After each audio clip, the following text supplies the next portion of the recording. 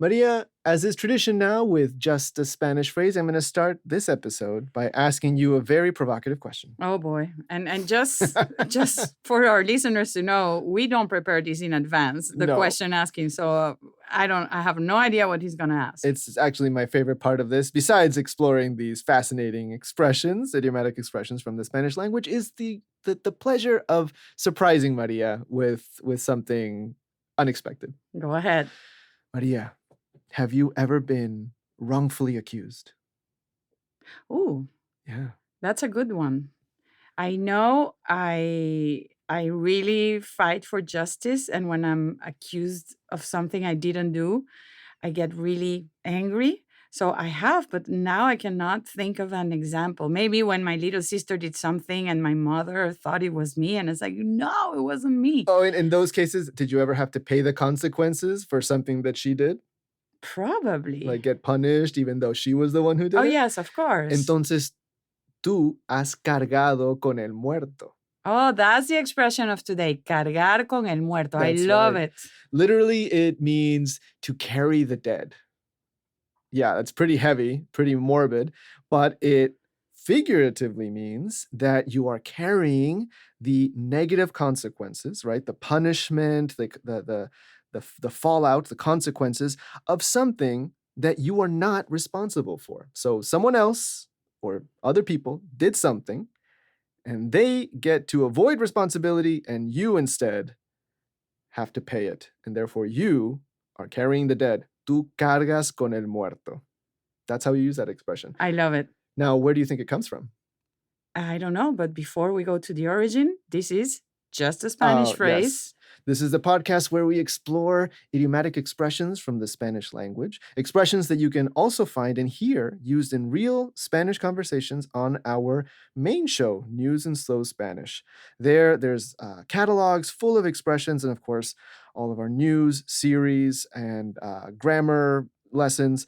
But in expressions, you will find dialogues where you can hear real discussions that use this expression in a natural way and also lessons to dive a little deeper. But this podcast in English is to go even that extra step, that extra mile, and discover something new about these expressions.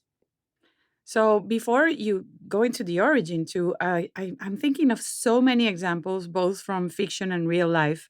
Yeah, I'm sure. You can't even wait, right? Yes, like for example, mass tourism, right? I've been reading interesting. more and more news about tourists not behaving properly when they travel.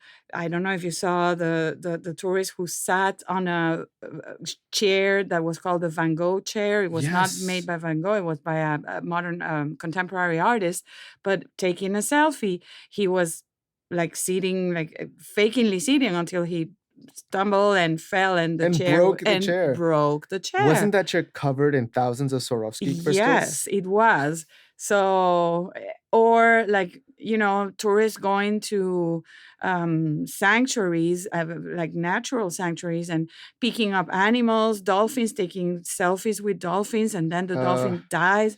So at the end is like, or in Barcelona, the protests that were against tourists, I understand it's a very important source of Venice income. too. Venice too. But at the end, it's the workers, it's the animals, it's the little people who end up cargando con el muerto of those who travel or those who contaminate or Right. those who don't want to behave. Yeah. Yeah, and with tourism, it's especially tricky because people leave so quickly.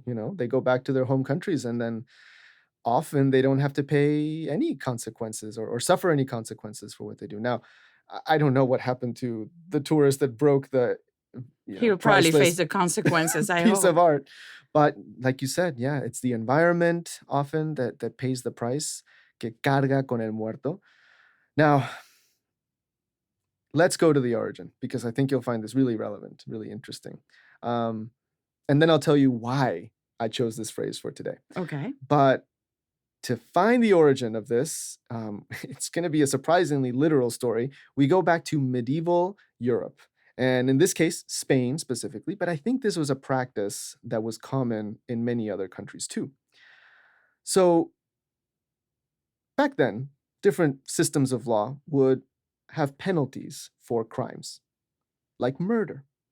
Someone got murdered, someone had to pay the price.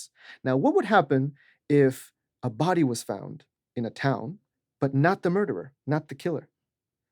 The local authorities, if they couldn't find the perpetrator, they would make the town itself pay the fine for the dead body. Very interesting. So the town had to guarantee the safety of its citizens That's just right. to avoid to pay the price. Right, and it comes from this tradition, this practice in medieval Europe. I think it was called Vergild. I'm not pronouncing that properly, probably, but it was about putting an actual price, like an actual monetary value on a life. And if you took someone's life, you had to pay that value to the family, the surviving family members. So if there's a whole system of paying fines when people die, but you don't have a killer, who pays? The town where the body was found. So what happened? Of course, you would think, like you said, the town has an incentive to protect its people and travelers and Yeah. prevent murders. But instead, it had a different effect. People were still getting murdered, and they developed the habit of when you found a body and there was no killer, you would pick up the body and carry it to another town. Or, and there's where Wow. cargar con el muerto, carrying the dead, comes from. Or bury it in the woods, or throw it in the river. Now, I told you this was going to be morbid, but yeah, carrying it to another town so that another town would have the responsibility of paying for the fine. So when you're cargando con el muerto, you're actually helping your own town Yeah. not to be like paying fines. Yes. That's talking about being lazy or being help somebody or not wanting to help. We have a little in Venezuela, a little variation of that expression cargar con el muerto, which says el muerto se hace el pesado cuando tiene quien lo cargue, which translates to the dead body makes itself heavier when it has somebody to carry it. Which means if I know you're very good at washing dishes, I am going to tell you that I'm not that good at washing dishes. So I'm going to make myself a heavier body so you can carry it. Make sense? Oh, yeah, I see. Yeah, so you're creating that burden. Actually, by my sister used to say she washes the dishes very poorly on purpose. So I was always assigned to do the dishes because I was very meticulous. So you had to cargar con el muerto. You Cargar had to con el pay the muerto of her dishes. consequences. Of course, I only discovered this very late in life when I already done all her dishes. Well, maybe someday you'll find a way to pay her back, but in a good, healthy way, hopefully. Yes, of course. So yeah, and the reason that I came up with this expression for today. Oh, and by the way, I have to include this detail. This tax, this fee from medieval Europe, it was called the homicidium tax, Wow. like homicide. Yes. From Latin, homicidium. Yeah. Anyway, I read about this book. It came out last year, but from very popular, very celebrated thriller writer John Grisham, Mm-hmm. right?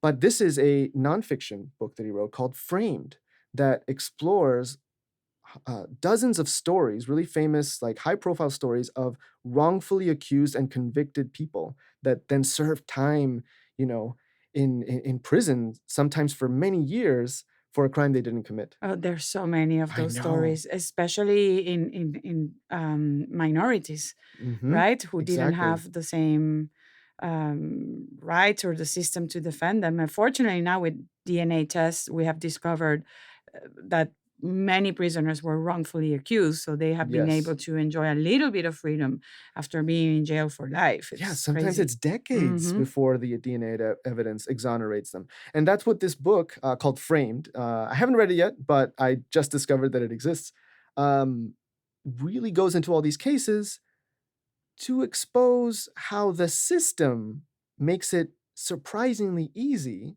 to accuse and convict innocent people. So they makes that person cargar con el muerto of somebody Exactly. else. Exactly. And there you go. That's how you see that we read. We came to this expression, cargar con el muerto.